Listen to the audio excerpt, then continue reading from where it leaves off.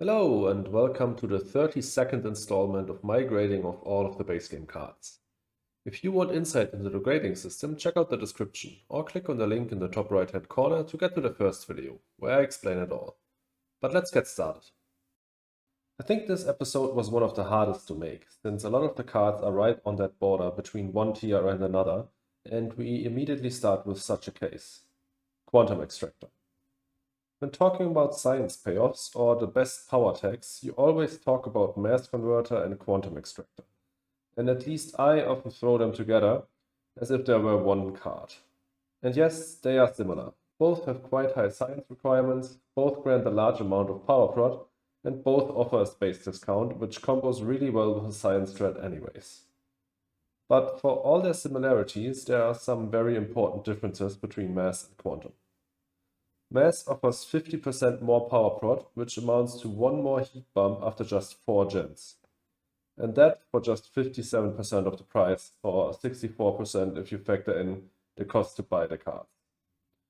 But does that make a difference in reality? Aren't mass and quantum just always great if you're going for science anyways? Well, no, not really.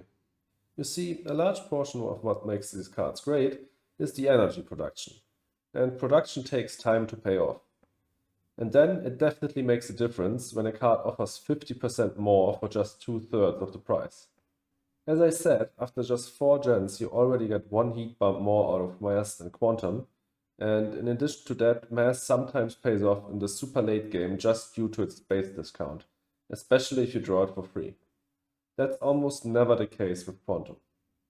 So in my opinion, quantum is a strong science combo piece in the early to mid game that takes much longer to pay off than its bigger brother mass, but is still often worth it.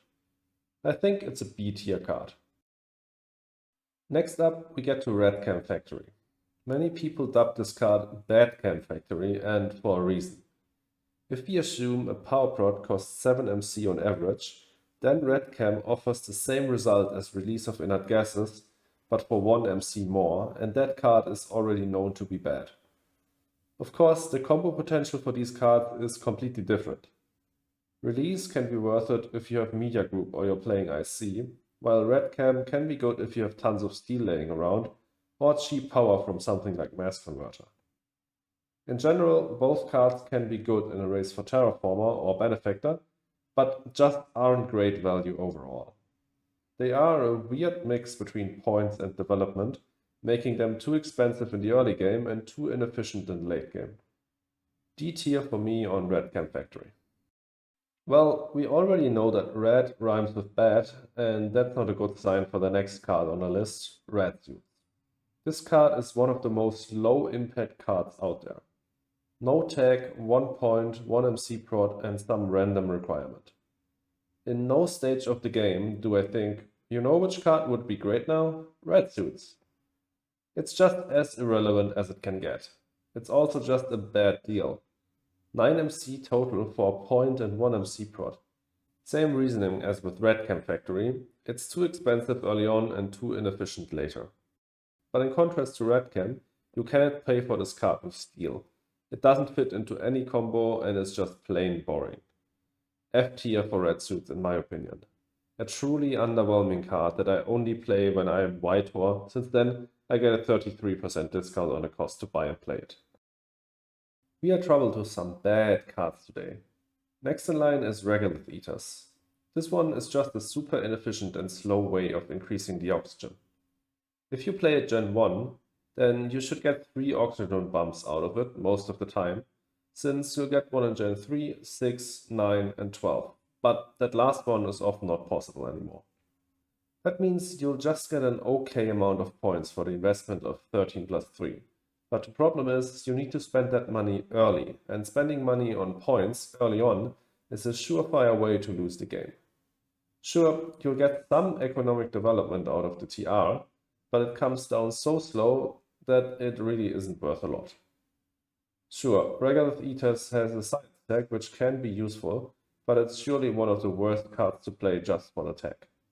And of course you can combo Regolith Eaters with Extreme Cold Fungus and get an oxygen bump every single gen, but A, that's extremely expensive, and B, This will lead to the oxygen track getting maxed out insanely quickly. And then what do you do with these cards? You can keep on using Extreme Cold Fungus, but you'll need to find another target. And Regolith Eaters at that point is just plain useless. All in all, I think Regolith Eaters is a super niche card. Sometimes you can use it to counter Ecoline, sometimes you can combo it with Extreme Cold Fungus to get a lot of GR, and sometimes you really need that science tag. But most of the time, it's just not worth it. Low D tier for me. And lastly, let's talk about release of inert gases. I already talked about that card when discussing Rad-Chem Factory. But to recoup, release of inert gases is 1 MC cheaper in total, but cannot be played with steel. It has other combo potential like Media Group or IC, but overall it's an extremely limited and underwhelming card. It can be helpful for Terraform or Benefactor, but there are better and more efficient cards for these purposes as well. I think there's not much to say about release of inert gases. It's a low D tier card for me. Thanks so much for watching. Let me know in the comments whether you agree with my ratings, or if not, how you would have rated them differently.